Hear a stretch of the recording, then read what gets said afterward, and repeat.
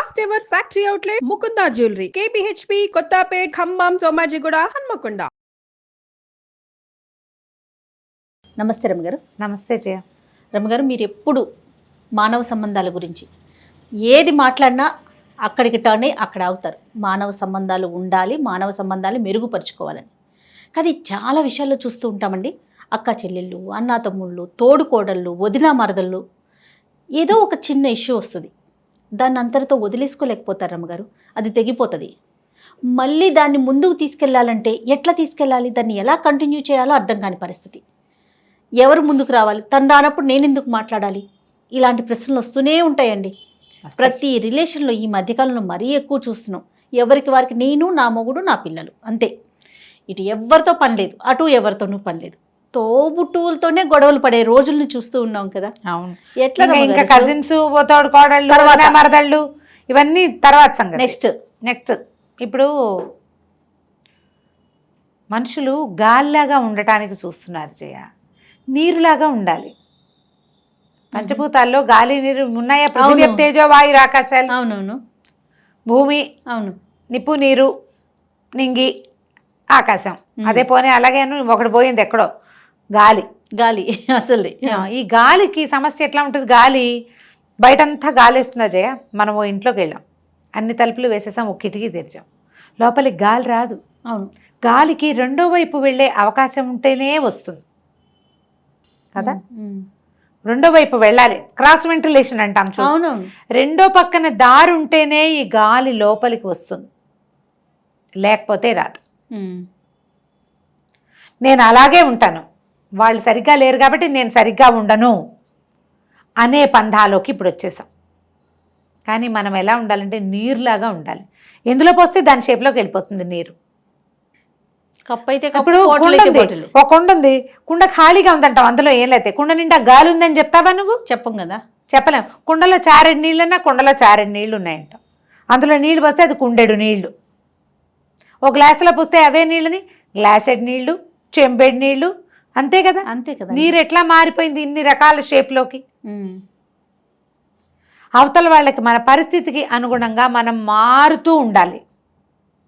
మారటం మన ధోరణిగా ఉంటేనే ప్రపంచం హాయిగా ఉంటుంది.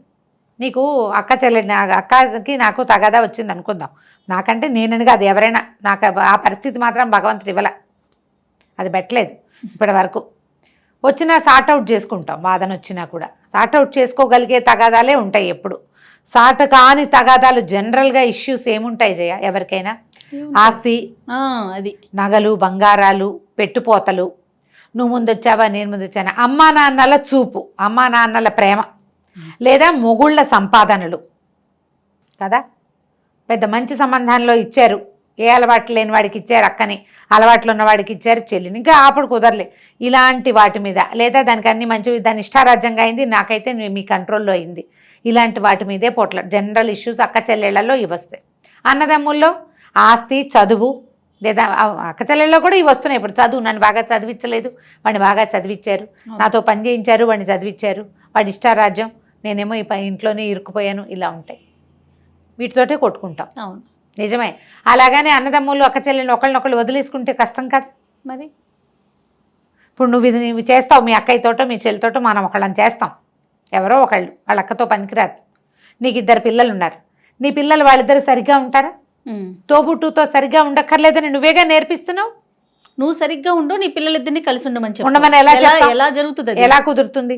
పోనీ కాదు, నీకు ఒక్కతే పిల్ల, అది ఎవరితో కలిసి ఉండగలదు, దాని ఇష్టారాజ్యంగా ఉంటుంది. ప్రపంచంతో అయినా కలిసి ఉండాలి కదండి, లోకంతో కలిసి ఉండాలి, కంపెనీతో కలిసి ఉండాలి. రేపు పొద్దున మొగుడో ఎవరో వస్తారు తోడు, వాళ్ళతో కలిసి ఉండాలి. అయితే మొగుడు, కాకపోతే పెళ్ళాము, ఆడపిల్ల అయితే మొగుడు, మగ పిల్లవాడు అయితే పెళ్ళాము, వాళ్ళతో కలిసి ఉండాలా? మానవ సంబంధాలు ఉండాలి కదా. వాడు లోకంలో బతకాలి, ఆఫీసుల్లో ఈ గ్రూప్ డిస్కషన్లు అవి కదా, ఉద్యోగాలు అనేసరికల్లో ఒక గుంపు కలిసి పనిచేయటం. అవును, అసలు కలిసి వెళ్ళటం అన్న మాటే మన దగ్గర లేకపోతే మనం మన పిల్లలకి ఏమి ఇస్తాం? తోబుట్టులు ఒక్కళ్ళుంటే రక్తబంధం, ఆ ఒకదాన్ని కూడా తెంచేసుకుని, చెడగొట్టేసుకుని, బాగు చేయలేనంతగా పాడు చేసేసుకుని, ఈ ధోరణి మార్చుకోవాలి జయ. ఇప్పుడు నువ్వు ఎవరు ముందు వెళ్ళాలి అనేది ఒక ప్రశ్నగా ఉంది. అవునవును. ఎవరి స్టెప్ వాళ్ళు వేస్తే ముందుకెళ్ళిపోతాం. పోనీ వాళ్ళు రావట్ల మనమే వెళ్దాం, ఈ ఆలోచన ఉన్నా బాగుంటుంది ఉండదు. కదా. నేను ఎందుకు తగ్గాలి అనిపిస్తుంది జయ. ఎప్పుడు నేను ఎందుకు తగ్గాలి, ఆ నేనుకి పీట వేసినంత కాలం మనకు మానవ సంబంధాలు బాగుండవు. నాకేం పట్టింది, నాకేం తక్కువ, నాకేం అవసరం, నేను ఎందుకు తగ్గాలి?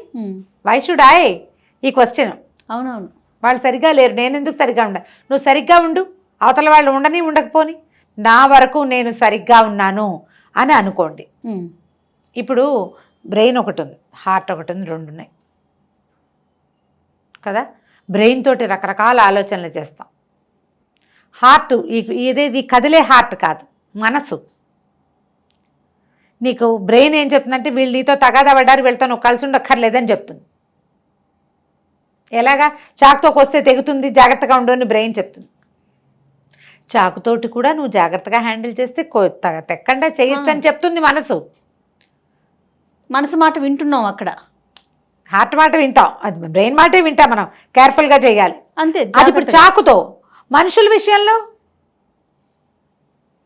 చాకు ఇన్స్ట్రుమెంట్ కదా, మనుషులు ఇన్స్ట్రుమెంట్స్ కాదుగా.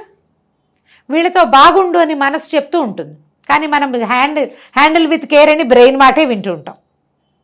మనసు మాట మనం వినకపోతే ఏమవుతుందో తెలుసా? తోబుట్టువులతో సంబంధ బాంధవ్యాలు లేని వాళ్ళకి అనారోగ్యాలు వచ్చేస్తాయి జయ. స్ట్రెస్ ఫీల్ అవుతారు, ఒంటరితనం లోపల సబ్కాన్షియస్లో బాధిస్తూ ఉంటుంది. వాళ్ళు గ్రహిస్తారండి? గ్రహించరు. మొండి మీ బ్రెయినే పనిచేస్తుంది కదా. నేను ఎందుకు తగ్గాలి, అప్పుడు అలా చేస్తుంది, ఇప్పుడు ఇలా చేస్తుంది, వాళ్ళు అలా చేస్తారు, ఇలా చేశారు, మా అమ్మ కంటే ముందు ఇదే చేసేసింది, అన్ని లాగేసుకుంది, పెట్టలేదు. అన్నదమ్ముల్లో కూడా ఉంటుంది కదా. అయ్యో భయంకరంగా ఉంటుంది వాళ్ళకి. మరి సిబ్లింగ్ రైవల్రీ విపరీతంగా ఉంటుంది. ఏదో ఒక దశలో దీన్ని దాటాలి.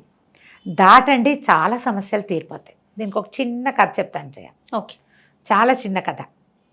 ఒకరోజు ఒక ఊళ్ళో రామయ్య సోమయ్య అని ఇద్దరు అన్నదమ్ములు ఉన్నారు. చెరుకో ఇల్లు ఉన్నాయి, ఇళ్ళ మధ్యలో ఒక కాలం ఉంది. రామయ్య గారింటికి ఒకరోజు ఒక రాత్రి వేళ ఒక అతను వచ్చాడు. బాబు పై ఊరండి, ఏదైనా పని ఉంటే చేస్తాను, ఏదైనా పనులుంటే ఇవ్వండి అన్నాడు. ఏం పని చేస్తారు అని అడిగాడు. వడ్రంగినండి అన్నాడు. వడ్రంగి అంటే చెక్క పని చేస్తారు అనేసరికల్లా వడ్రంగి ఆయన అన్నాడు, సరే ఈ పక్కన కాలువ దాటి వచ్చావు కదా, ఆ కాలువ మా తమ్ముడు తవ్విచ్చిందే, కాలువ ఒకటి పక్కన వాడి ఇల్లుంది, నేను అటు రాకూడదని వాళ్ళ ఇంటి వైపుకి రాకుండా ఉండటం కోసం కాలువ తవ్వేశాడు. కాలువ ఎట్లా దాటుతాం, అందుకని నేను ఊళ్ళోకి వెళ్ళడానికి అవతల పక్క నుంచి వెళ్ళాల్సి వస్తుంది.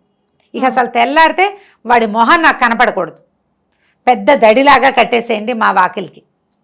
కనపడుతున్నారు ఇంట్లో నుంచి అవతల వాళ్ళు, కాలువ అవతల మనుషులు కనిపిస్తారు. దడి కట్టేయమన్నారు.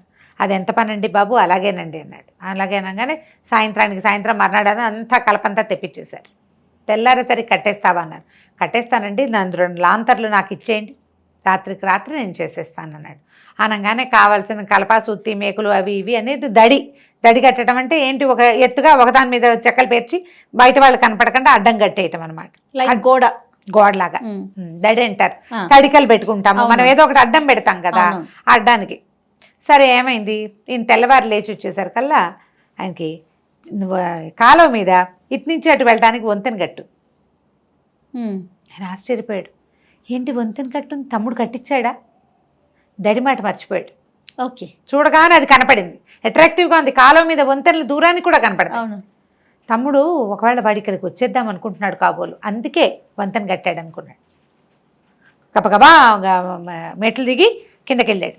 అటునుంచి తమ్ముడు చూస్తున్నాడు కాలువకు అవతల వైపు. తెల్లారేసరికి ఏంటి వంతెనుంది, రాత్రికి రాత్రి మా అన్నయ్య మా ఇంటికి రావాలనుకున్నాడు, అందుకే వంతెన నేర్చుకున్నాడని అతను గబగబా నడిచి వచ్చాడు.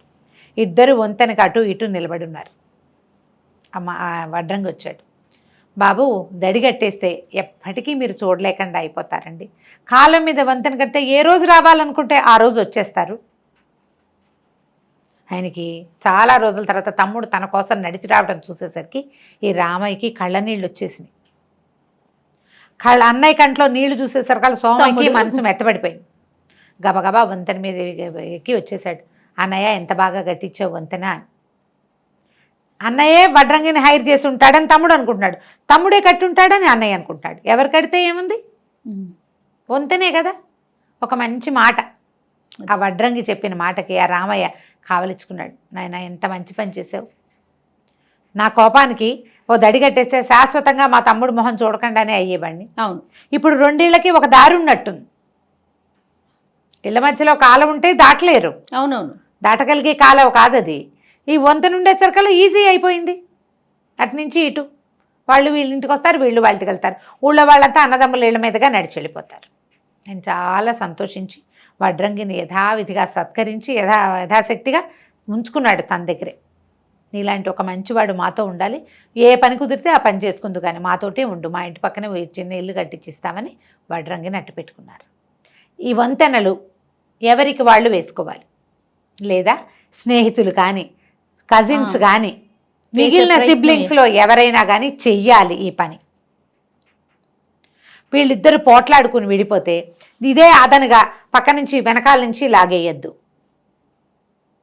ఈ సంఖ్య కూడా ఎక్కువగానే కనిపిస్తుంది. ఫ్రెండ్స్ నీకేం తక్కువ, నీకేమి ఇది, నువ్వే అలా కాదు, నువ్వు కట్ చేసుకోవద్దు అని చెప్పరు. మనం డివోర్సుల్లోనూ ఇలాంటివి చూస్తాం. పాపం ఎంకరేజ్ చేసే ఫ్రెండ్స్ ఉంటారు, అలా చేయొద్దు, కలిసి ఉండండి, ఎట్లా కొట్లా ఉండండి అనేవాళ్ళు ఉంటారు, తెగొట్టడానికి చూసేవాళ్ళు ఉంటారు. ఈ అక్క చెల్లెళ్ళ అన్నదమ్ముల సిబ్లింగ్ రైవలరీలో కూడా నీకేం తక్కువ అని రెచ్చగొట్టేవాళ్ళు. ఎంత పాపం వస్తుందో జయ వాళ్ళకి. ఒక ఒక ఒక గర్భవాసాన జన్మించిన వాళ్ళ ఎడబాటుకి కారణమైన వాళ్ళకి మామూలు నరకం రాదు నిజంగా. మన ధర్మశాస్త్రంలో దీనికి శిక్షలు ఉన్నాయి జయ. అవునా రమ్మగారు? నేను నిజంగానే చెప్తున్నా. వాళ్ళకి ఏదో ఊరికే శాపం పెడుతున్నాను అనుకుంటున్నావు నువ్వు, కాదు.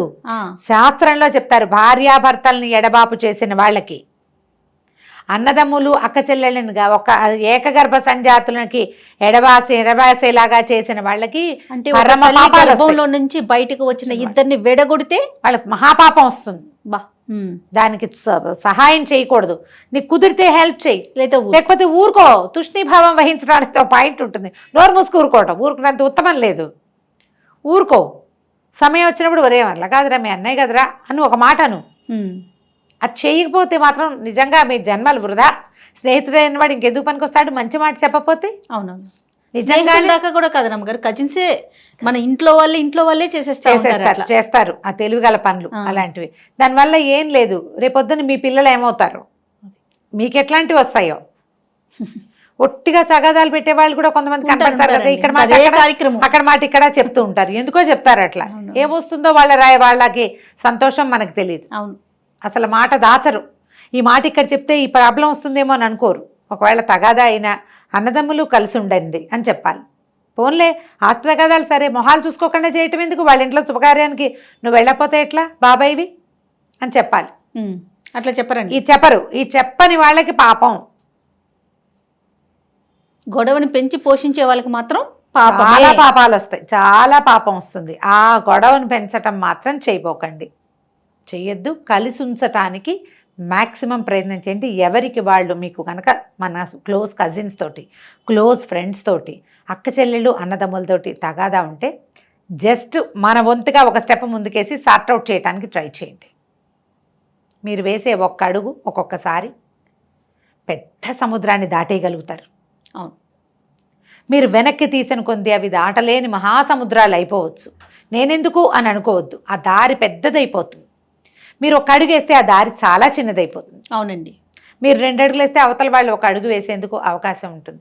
కనీసం తర్వాత తరాల వాళ్ళతోటైనా మీరు స్నేహంగా ఉంటారు. ఎందుకంటే మనకి ఇప్పుడు రిలేషన్స్ చాలా తక్కువ ఉన్నాయి, బ్లడ్ రిలేషన్స్ మరీ తక్కువ. ఉన్న వాటిని చెడగొట్టుకోవద్దు. రైట్ రమ్మగారు. నమస్తే. నమస్తే జయ.